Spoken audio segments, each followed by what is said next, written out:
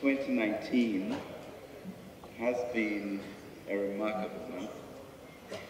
But let me first congratulate the House for passing of the RTI bill, which will bring more transparency to governance and strengthen our democracy. Thank you very much. I wish to therefore also express my sincere gratitude for the opportunity to address the House on some key recent events that have occurred as we bring the first quarter of 2019 to a close. First, the formal completion of our extended credit facility program with the IMF.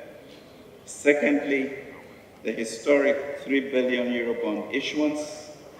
Thirdly, the recent developments on the foreign exchange market and the cedi, and this week's visit of the World Bank Vice President for Africa. Mr. Speaker, see, I am doing a new thing. Now it springs up. Do you not perceive it? I am making a way in the wilderness. From our holy book of Isaiah. We just want, as a nation, to thank God for what He's doing. Mr. Speaker, you recall that in Section 12 of the 2019 Budget Statement and Economic Policy, I stated that we were on course to completing the extended credit facility with the International Monetary Fund. Well, Mr. Speaker, I'm glad to announce that it is now a mission accomplished.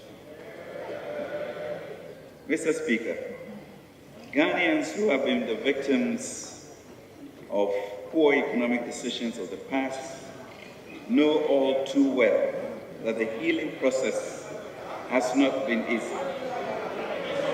It has been of the past, it has been austere, it has been tough, it has been restraining, but it was necessary. It was necessary because what had been broken had to be fixed by the Akufo-Addo government. In August 2014, the Mahama government was compelled by the outcome of its homegrown policies and economic management to turn to the IMF for a bailout. The market, indeed the business community, had lost confidence in the capacity of the government to steer the economy with the requisite competence, care, and discipline back on track. Mr. Speaker, permit me to quote what the Financial Times wrote on August 3, 2014, in a report of the headline, Ghana seeks IMF help after currency falls 40%. It reads, Ghana, the country that epitomized the Africa Rising narrative of strong economic growth and improved governance, is to seek help from the International Monetary Fund. The West African nation will turn to the fund for financial assistance after its currency plunged roughly 40% this year against the dollar. Accra's request for a bailout is likely to shake some investors, as Ghana was seen as a model of economic and political development in the continent. In 2007, under the Akufo administration, it became the first country in sub-Saharan Africa, apart from South Africa, to tap the sovereign bond market, raising $750 million through a 10-year bond. The FT report of 2014, Mr. Speaker, reminds us further of how dire the situation was. Ghana has this year repeatedly postponed a return to the bond market, but Mr. Tebe said the country still planned a $1 billion 10-year bond. He was quoted as saying that the capital market will find our bond attractive once Ghana entered the IMF program. Even then, we needed the World Bank to provide a $400 million guarantee to support Ghana's $1 billion sovereign bond. Despite this guarantee, the 15-year Eurobond issued in 2015, unfortunately, attracted the highest coupon rate ever in Ghana's history at 10.75%. The world, Mr. Speaker, found our plunge shocking, perplexing. This was because by 2011, Ghana had begun producing oil in commercial quantities. Hopes of a better Ghana were high.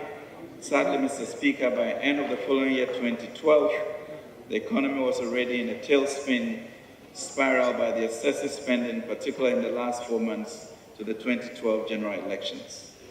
This led Ghana recording a deficit of 11.5% of GDP, highest deficit on record in the Fourth Republic. The administration of President Mahama, Mr. Speaker, never recovered from that 2012 deficit. By February 2014, Mr. Speaker, the IMF was calling for urgent measures to restore macroeconomic stability. By the end of that year, Ghana's economy was characterized by rising interest rates to around 26% on short-term domestic debt, 91-day treasury bills, high policy interest rate of up to 21%, high year-on-year inflation of 17%, a cedi versus dollar depreciation of over 31%, low net international reserves of 1.8 months import cover, mounting arrears, large capital outflows, and doomsday continue to have devastating impact on the social and economic lives of Ghanaians. Simply put, Mr. Speaker, the economy under the Mahama administration was in severe crisis. It is important to give this background, Mr. Speaker, in order. It is important to give this background, Mr. Speaker, in order for the country to understand where we were, how we got there, the pills the people have had to swallow in our committed efforts to get us out and on the go. Mr. Speaker, the economic situation left the government at the time with no choice but to sign up to a 3-year ECF program in April 2015. This entailed a total of 8 program reviews twice a year. After each successful review, an agreed amount was to be disbursed as balance of payment support to improve the country's international reserves. The total expected inflow for the 3-year period was 664.2 million, approximately $914 million. Mr. Speaker, the program primarily aimed to ensure prudent fiscal consolidation and debt sustainability, structural reform to strengthen public finances and instill fiscal discipline, restore effective inflation targeting framework to help bring inflation back into single-digit territory, and preserve financial sector stability. When the President Akufo-Addo administration took over the management of the economy, it was confronted with a very difficult choice: continue with a derailed IMF ECF program or completely abandon it due to the steep fiscal consolidation path that we needed to take. But Mr. Speaker, we chose the difficult path, the road less traveled, but sensible path to stabilize the economy. We resolved to do what we believe was a move in the national interest and fundamental to our national development goals. The economy was not in good shape, the financial sector was reeling, and we needed to rebuild the confidence of both Ghanaian and foreign investors in Ghana and our economy. Mr. Speaker, macroeconomic performance in 2016, another election year, under the previous government was characterized by excessive fiscal dominance, even worse than in 2012. The ECF program objective had been derailed, and then government only managed to complete 3 program reviews against the 6th schedule. This, Mr. Speaker, meant that there was no way Ghana could have completed the program as scheduled for April 2018. Mr. Speaker, I am indeed delighted to announce that the Executive Board of the IMF met on 20th March 2019 to approve the combined 7th and 8th reviews under the ECF-supported arrangement, bringing an end to the Extended Credit Facility Program. The final announcement Mr. Speaker, will be made on April 2nd, 2019. This successful completion immediately made available to Ghana the amount of about $185 million. This brings total cumulative disbursement under the ECF support arrangement to 664.2 million SDRs, equivalent to $934.4 million. Mr. Speaker, the Executive Board issued a statement after the board meeting in which they commended the Akufo-Addo government for putting the program back on track and achieving significant macroeconomic gains over the course of the ECF-supported program, which has resulted in a rising and broad-based GDP growth momentum, with the economy growing by 8.1% in 2017, up from 2.2% in 2015 and 3.4% in 2016, and 6.1% end quarter 3 2018 average.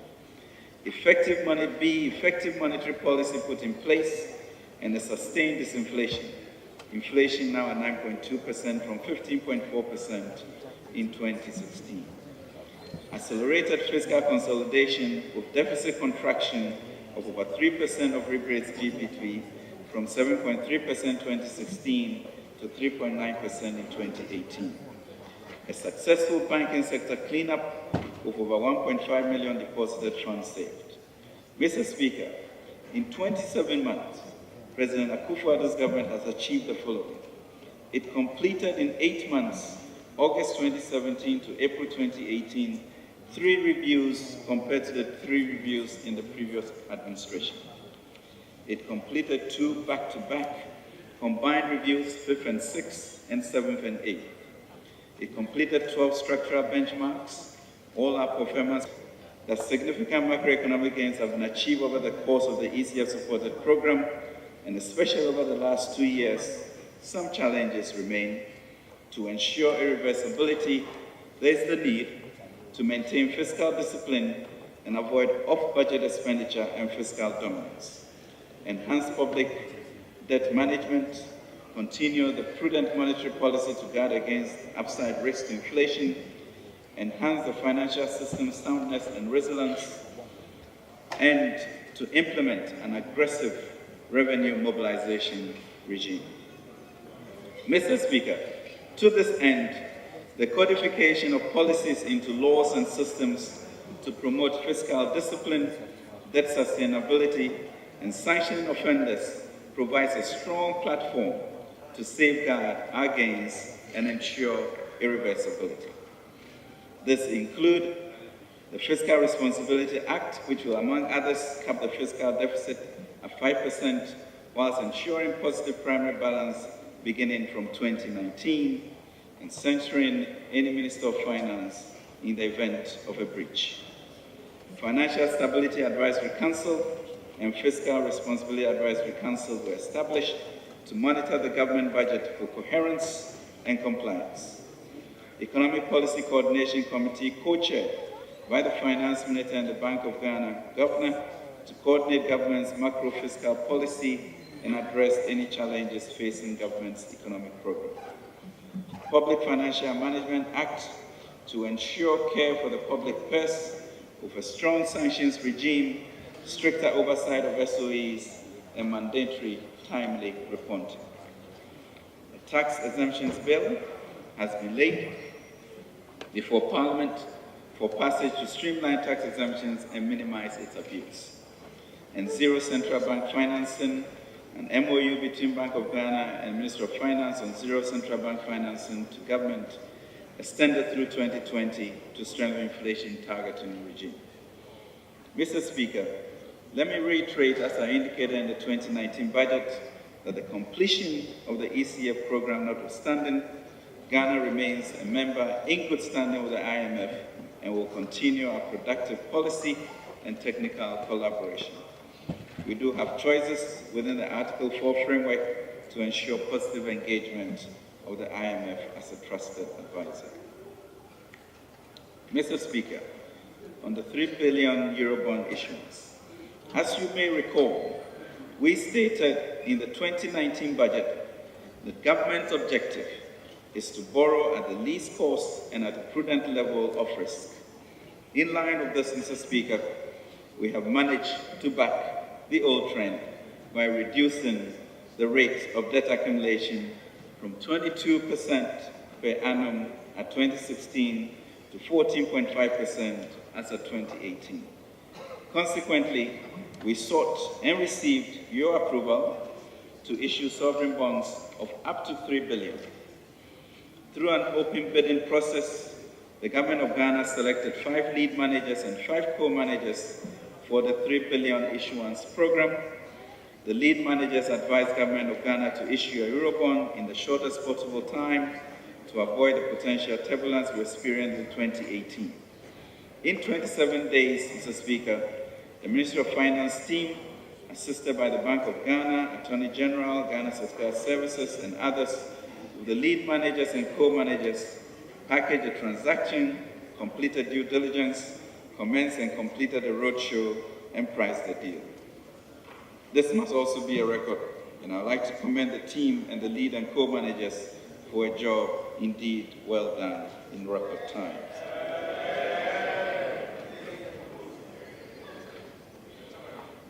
Mr. Speaker, we embarked on a 3-day roadshow in New York, Boston, and London on Tuesday, 19th March.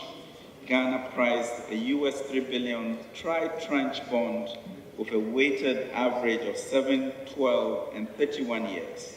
It is the first time Ghana has done a 3-tranche issuance.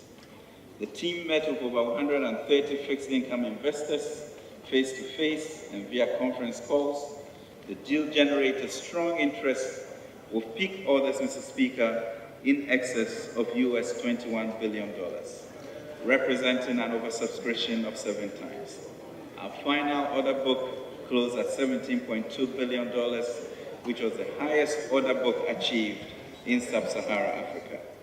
The next largest sub-Saharan order book was Kenya's $14 billion last year.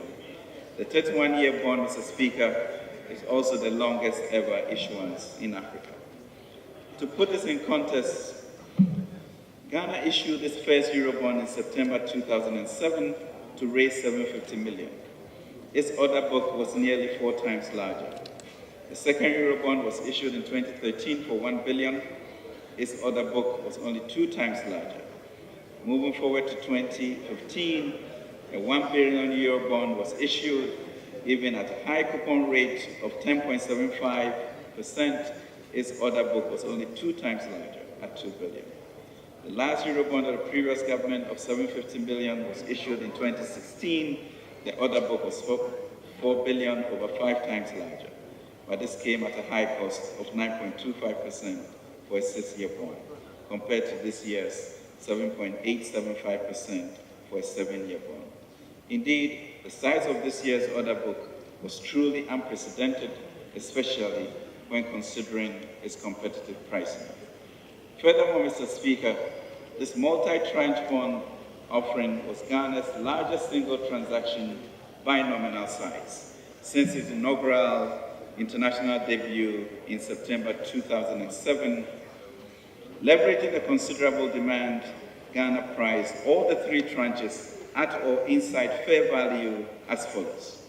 A, US $750 million for a 7-year bond issued at 7.875%, US $1.25 billion for a 12-year bond issued at 8.125%, and US $1 billion for a 31-year bond issued at 8.95%. Mr. Speaker, in terms of geographic participation, the USA and UK dominated the issuance. We, however, also observed an increase in participation from Asia from less than 1% to 4%, indicating the positive results from our investor engagements within that region in 2018 and the no-deal roadshow that we embarked on. In terms of investor types, the bonds were bought mainly by asset management, 87%, followed by hedge funds, 6%, and banks, 5%. Mr. Speaker, the transaction is incredibly beneficial for Ghana for a number of reasons. It shows that the Republic of Ghana has market access to long-dated Eurobond financing insights. It confirms long-term financial support from buy and hold high-quality investors, including many first-time buyers of Ghana bonds from all 4 regions. It validates the successful completion of the IMF program and the inherent trust that many first-time buyers of Ghana's inherent trust that the investor community has in our country for the long term. The trading pattern of the bonds post-issuance confirms the fact that they were very favorably priced. Mr. Speaker, now to the cedi. The cedi suffered some turbulence during the first quarter of this year, mainly as a result of a confluence of factors, including pressure on the current account as a result of income transfers by corporates, as well as seasonal demands by importers. Portfolio reversal by investors in our country's debt, C, statistical adjustment to the exchange rate calculation by the Bank of Ghana in efforts to improve market transparency. And 4, uncertainties on the future of Ghana's conclusion of the IMF program. Mr. Speaker, this turbulence happened despite the strong economic fundamentals and improvements in our balance of payments, which our government has achieved in the last 2 years. We have done a lot of work to ensure that the economic fundamentals are robust and able to support economic growth and transformation. This is further evidenced, for example, by the following statistics. Inflation declining from 15.4% in 2016 to 9.2% in 2018. Fiscal deficit falling from 6.5% in 2016 to 3.9% in 2018. Interest rates on 91-day Treasury bill from 16.3 in 2016 to 14.6 in 2018. And current account deficit from 6.6% in 2016 to 3.2% in 2018. Mr. Speaker, it is clear from the data that the appreciation of the cedi was not due to weak economic fundamentals, but rather a combination of structural rigidities and the apparent speculative behavior of portfolio investors and market participants. It is also noteworthy that while this is a challenge, the cedi has, however, performed better over the last 2 years than when compared specifically to 2012 to 2016. In 2012, the cedi depreciated by 15.95%, 12.81% in 2013, peaked at 32.45% in 2014, up to 15.6.8% in 2015, and depreciated by 9.65% in 2016. Cumulative depreciation from 2012 to 2016 was 65.423%. Between December 2017 through the whole of 2018, March 21st, 2019, the cedi had appreciated by some 17.325% compared to 25% in 2015 and 2016. Mr. Speaker, indeed, the cedi's recovery has started even before the Eurobond was issued, and if I may add, before the Vice President's visit to India. What the Eurobond issuance did was confirmed because of our successful macroeconomic turnaround as well as the implementation of various policy measures. Mr. Speaker, the cedi has made great strides towards recovery on the back of the successful issue of the 3 billion euro bond and the completion of the 7th and 8th IMF reviews, which restored confidence in the Ghanaian economy. Currently, the cedi has witnessed substantial gains with the measures we have put in place. Based on the existing sound macroeconomic fundamentals, we anticipate the stability of the cedi going forward. Indeed, the cedi has appreciated by 5.12% in March 2019 alone, as against a depreciation of 2.7% in the same period last year. It is this success, Mr. Speaker, that we need to build on and put in place the structures to strengthen the resilience of the cedi against its major trading currencies. Mr. Speaker, we recognize the need to take the following steps. A, enhance the transparency of our foreign exchange market to minimize information asymmetry and panic buying of currency by businesses and the public when there are seasonal blips in the currency. Develop our capital market, insurance, and pension industries to ensure that government domestic borrowing relies less on foreign portfolio investors. Mr. Speaker, the President has directed that I investigate the structural causes for the depreciation of the cedi and to propose measures to address the situation. The Governor and I will put a bipartisan committee together to proceed immediately. Mr. Speaker, our current progress on the economy, sustained GDP growth, and economic transformation will eventually ensure that the currency is stable over the medium term.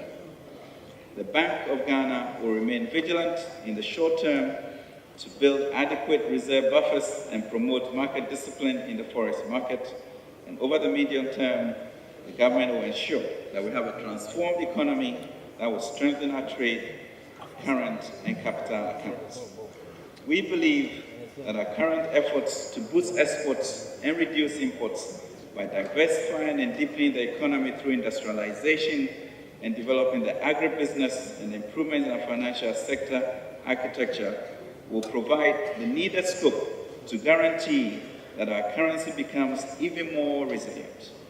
In other words, Mr. Speaker, we need to grow more, manufacture more, buy Ghana, wear Ghana, see Ghana, eat Ghana, which means more kinky and fish, more wache, more TZ, more sobolo, more coconut juice, more Kantanka vehicles to make our city strong. For a proud and confident people, we should celebrate patriotism and not denigrate it. If there is ever any lesson for us, our recent success in the Eurobond market demonstrates that clear confidence that the international community has in the work that we have done. It is hard work, and we know that this confidence resonates with our vision of a Ghana beyond aid. Mr. Speaker, the visit by the World Bank Vice President for the Africa region. Mr. Speaker, as a sign of the continued confidence the international community has in our country, the World Bank Vice President for Africa, Dr. Hafez Ghanaian, visited Ghana between the 24th to the 27th of March 2019. The objective of the visit was to discuss with the government and other stakeholders the World Bank's assistance program for Ghana and explore areas of future collaboration that are more transformative and supportive of the countries of Ghana beyond aid vision. The discussion centered on efforts to mobilize funds for sustainable economic transformation towards achievement of a Ghana beyond aid and of the SDGs. Specifically, areas of discussion included how Ghana can take advantage of the digital economy, building our human capital, and support for industrialization through access to downstream energy capacity. Mr. Speaker, thankfully, the World Bank Vice President indicated the bank's interest in supporting Ghana in all three areas. Specifically, on the digital economy, the bank will be interested in supporting Ghana on infrastructure and connectivity, regulations, and digital platforms to support areas such as e-government, revenue mobilization, education, and fintech. On building human capital, the World Bank support could be for a free senior high school program, quality improvements, and interventions to improve education of girls by providing incentive to parents to encourage them to keep their daughters in school rather than marry them off at such young ages.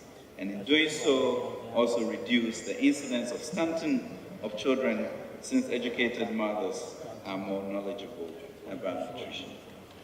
On industrialization, Dr. Ghanaian indicated the bank's willingness to help Ghana take advantage of its current and protected excess supply of power and gas by developing industries that are intensive in the use of these energy resources.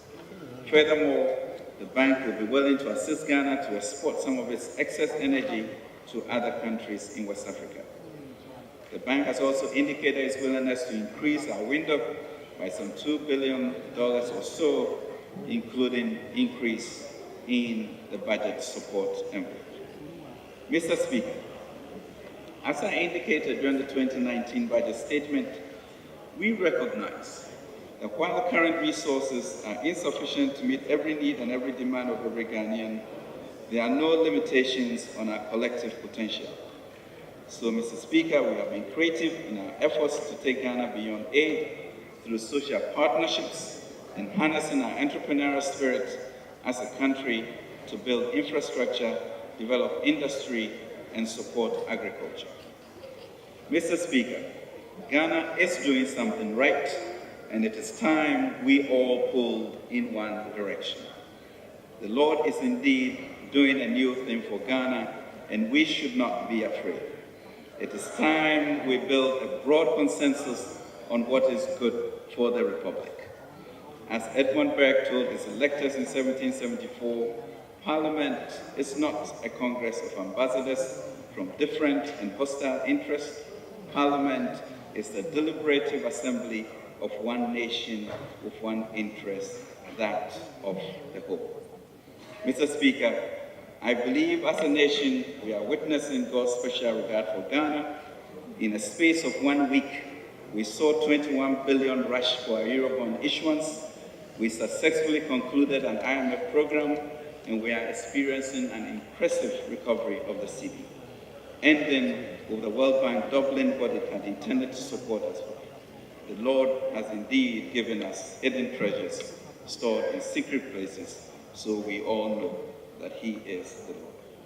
Mr. Speaker, we intend to continue with this discipline, competence, and compassionate management of the Ghanaian economy, and we are doing so by also protecting the public purse. So much so that the Public Procurement Authority has, in the space of 24 months, made savings on procurement for goods, works, and services to the tune of 1.9 billion Ghana cedis equivalent. This, Mr. Speaker, compares favorably to the zero savings made under the previous regime. Mr. Speaker, we promise to deliver on the economy, and with the support of this House and the Ghanaian people, and with the Lord being our anchor, we shall continue to work in humility to defend our Republic and make it great and strong. Mr. Speaker, let me end by sharing with you the Ministry of Finance's weekly devotion at 6:30 a.m. every Tuesday, and I invite you to that. Our mouths are filled with laughter, our tongues with songs of joy. Then it was said among many nations, the Lord has done many things for Ghana. And for me personally, Mr. Speaker, I say, praise the Lord, O my soul, all my inmost being, praise His holy name. Mr. Speaker, the country is well situated and the water is healed. Its waters are healed. Mr. Speaker, God is ready, the world is ready, we are ready. The Akufo-Addo government has shown good faith, and we humbly ask the good people of Ghana to come along with us. Thank you, Mr. Speaker.